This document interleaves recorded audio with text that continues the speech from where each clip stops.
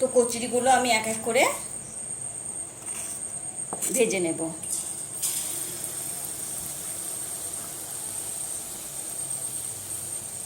ঠিক এরকম সাইজ হবে কচুরিটা।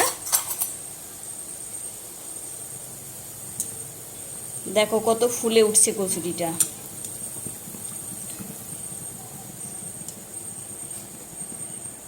গ্যাসটা আমি লোতে করেছিলাম, আবারও গ্যাসটা একটু বাড়িয়ে দিলাম। কতটা ফুলেছে দেখো।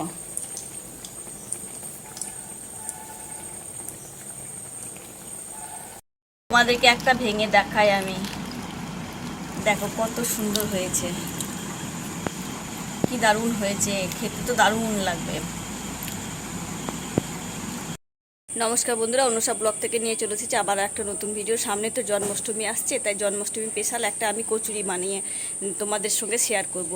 ভগবানকে তো ভোগ দিতে তালের জিনিস সব কিছু তো দিতেই হবে, তালের বড়া থেকে আরম্ভ করে তালের কেক, পিঠে, যে যেমন পারে আর কি ভগবানকে ভোগ দেওয়ার জন্য। তো আমি আজকে বানাবো কচুরি। এটাও তোমরা বানিয়ে নারগোপালকে দিতে পারো, কিংবা জন্মাষ্টমী ভগবানকে ভোগ নিবেদন করতে পারো। তো চলো বন্ধুরা, দেরি না করে আমি শুরু করে দিই কচুরি রেসিপিটা কিভাবে করছি। টক ঝাল মিষ্টি কচুরি, তোমরা একটু দেখতে থাকো। তো কচুরির জন্য এখানে নিয়ে নিয়েছি আমি এই বাটির একটু কম 1 বাটি ময়দা। তোমরা এখানে আটাও ব্যবহার করতে পারো। তো এই বাটির মাপে আমি নিয়েছি 1 বাটি সুজি, আর ওই একই বাটির মাপে নিয়েছি আমি চিনি। সুজি আর চিনিটা একই মাপ রাখতে হবে। আর এখানে নিয়েছি লঙ্কার গুঁড়ো, ঝাল ঝাল হবে বলে লঙ্কার গুঁড়ো আমি ব্যবহার করেছি। আর এখানে স্বাদের জন্য নিয়েছি লবণ, আর এখানে নিয়েছি জিরে গুঁড়ো, আর এখানে আদা কাঁচা লঙ্কা পেস্ট করে নিয়েছি। আর এখানে একটু ফ্লেভারের জন্য নিয়েছি, সেন্টটা হবে ভালো লাগবে বলে এলাচের গুঁড়ো। আর এখানে নিয়েছি সাদা তেল। এই হলো আমার উপকরণ। আমি একটা বাটি নিয়ে নিয়েছি, একটু বড় মাপের বাটি নিতে হবে, ভালো করে মাখতে হবে এটা। তো বাটির মধ্যে আমি দিয়ে দেব ময়দাটা, এরপর দেব সুজিটা, তারপর দেব চিনিটা, তারপর দেব আদা পেস্ট গ্রেট করে রাখা কাঁচা লঙ্কা। সমস্ত উপকরণগুলো এভাবে একটা একটা করে আমি দিয়ে দেব। আর দেব এখানে জিরে গুঁড়োটা, আর স্বাদ অনুযায়ী শুকনো লঙ্কা গুঁড়ো। ঝালটা তোমাদের উপর নির্ভর করে কে কেমন খাবে। আর দেবো এখানে স্বাদ মতো লবণ। লবণটা খুব বেশি দিচ্ছি না, আবার একটু খুব কম দিলেও হবে না। টক ঝাল নোনতা কচুরি এটা মিষ্টি সব রকম থাকবে, সেই জন্য লবণটা আমি ওইটুকু ব্যবহার করলাম। এবার এর মধ্যে আমি অল্প অল্প করে জল দেব আর মাখবো। অল্প অল্প করে জল দিতে হবে আর মাখতে হবে, না হলে জল বেশি হয়ে যাবে, তখন চিনি গলবে এখানে, আর একটু জল আমার লাগবে। ব্যাটারটা অবশ্য একটু পাতলাই হবে। ব্যাটারটা খুব এরকম ঠিক এরকম হবে, খুব বেশি ঘনও হবে না, খুব পাতলাও হবে না। এবার এর মধ্যে আমি অ্যাড করব গরম মশলাটা। এটা অপশনাল, দিতেও পারো নাও দিতে পারো, একটু গন্ধের জন্য একটু ভালো লাগবে। আর এখানে দেব আমি খানিকটা খুব অল্প পরিমাণে খাবার সোডা, তাহলে কচুরিগুলো ফুলবে ভালো। এবার এটা আমি আবারও ভালো করে মাখিয়ে নেব। একটু ভালো করে ফেটাতে হবে, তাহলে কচুরিগুলো খুব সুন্দর হয়ে ফুলবে। আবারও ভালো করে এভাবে মাখিয়ে নিতে হবে, কেননা খাবার সোডাটা আর গরম মশলাটা দিলাম, ভালোভাবে মিশিয়ে নিতে হবে। এভাবে মিশ্রণটা আমার মেশানো হয়ে গেছে। এবার আমি এটা 30 মিনিট মতো ঢেকে রাখবো। 30 মিনিট হয়ে গেছে, এবার আমি এটা ভেজে নেব। তো গ্যাসটা আমি ধরিয়ে কড়াইটা বসিয়ে দিলাম। কড়াইটা কিছুক্ষণ গরম হতে দিতে হবে।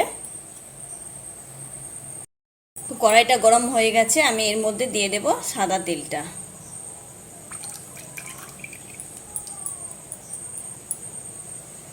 তেলটা গরম হয়ে আসলে এক এক করে সবগুলো ভেজে নেব কচুরি। তোমাদেরকে আবারও দেখায়, ব্যাটারের ঘনত্বটা ঠিক এরকম হবে, না খুব পাতলা না খুব ঘন, ঠিক এরকম রাখবে তোমরা।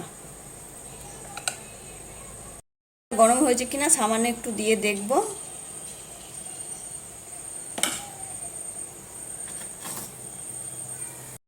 তেলটা গরম হয়ে গেছে, তো কচুরিগুলো আমি এক এক করে ভেজে নেব।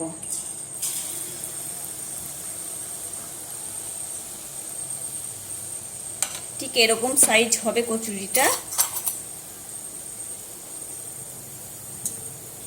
দেখো কত ফুলে উঠছে কচুরিটা।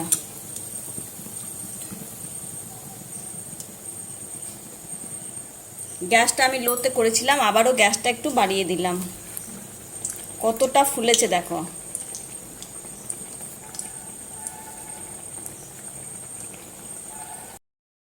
দেখতে কতটা লোভনীয় হয়েছে, খেতেও খুবই সুস্বাদু। তোমরা এভাবে বানিয়ে দেখবে। আর সামনেই তো জন্মাষ্টমী আসছে, তো জন্মাষ্টমী ভগবানকে ভোগ দেওয়ার জন্য এটা রাখতে পারো। এই রেসিপিটা রাখলে খুবই দেখতেও ভালো লাগবে। তাহলে বড়ার সঙ্গে এই রেসিপিটাও রেখো। এটা আমার ভাজা হয়ে গেছে, আমি এটা তুলে নেব।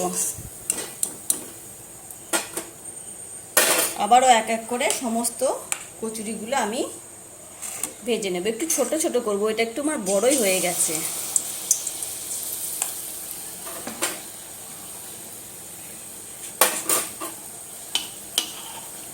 একসাথে দুটো তিনটে করে ভেজে নেওয়া যাবে।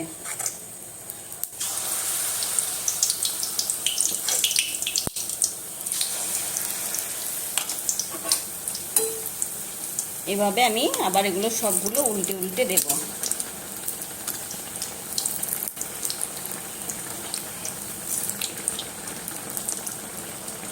সাথে দুটো তিনটে করে ভাজতে পারো। একটা করে ভাজলে অনেকটাই দেরি হয়ে যাবে, সেই জন্য দুটো তিনটে করে দিয়ে ভাজতে পারো। একদম লুচির মতো ফুলে গেছে, দেখো কি দারুণ লাগছে দেখতে। লাল করে ভাজলে খেতেও ভালো লাগে খুবই, সেই জন্য একটু আমি লাল লাল করে ভাজছি। ভাজা হয়ে গেছে, এইভাবে নামিয়ে নেওয়া যাবে, কিন্তু লাল করে ভাজলে না খেতে ভালো লাগে খুবই। ঠিক আছে, আমি সমস্তটা এভাবে তুলে নেব।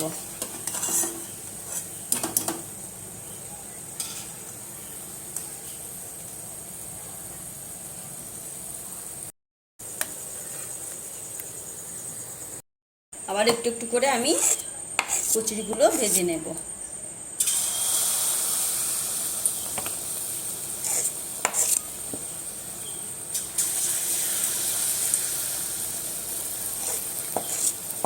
তিনটে করে আমি ভেজে নিচ্ছি, চারটে ধরবে না, একটু চারটে দিলে একটু অসুবিধা হয়ে যাবে, সেই জন্য আমি তিনটে করে দিচ্ছি। খেয়াল রাখবেন যখন কচুরিগুলো তেলে ছাড়বেন তখন গ্যাসটা একটু লোতে করে দেবেন, তাহলে কচুরির তলাটা পুড়ে যাবে না, দুই দিক সমান হবে। আর না কমিয়ে দিলে ওই দিকটা পুড়ে যাবে।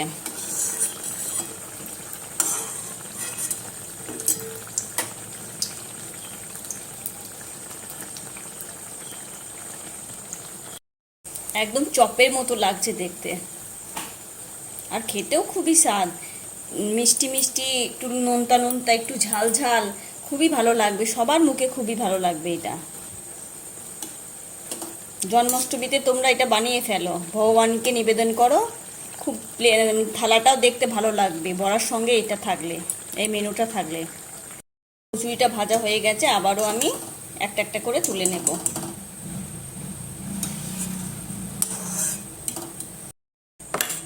গ্যাসটা আবারও লোতে করে দিলাম। আবারও একটা একটা করে আমি ভেজে নেব।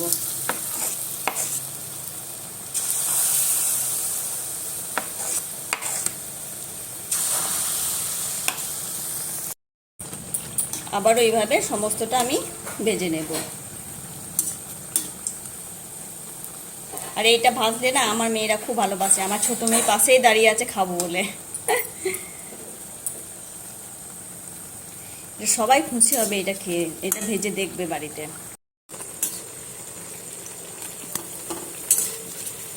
দেখে কত লোভনীয় লাগছে, তাই না বলো? মনে হচ্ছে কখন খাবো। বাড়ির সকলে খুশি হবে এইভাবে কচুরি করে বাড়িতে খাওয়াও, সবাই খুব খুশি হবে। ভাজা হয়ে গেছে, তুলে নেব।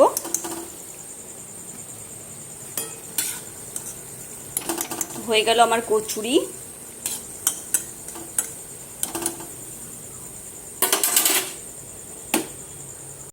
তবে নোনতা ঝাল আবার মিষ্টি কচুরি বাড়িতে বানিয়ে খেয়ে দেখো, খুবই ভালো লাগবে।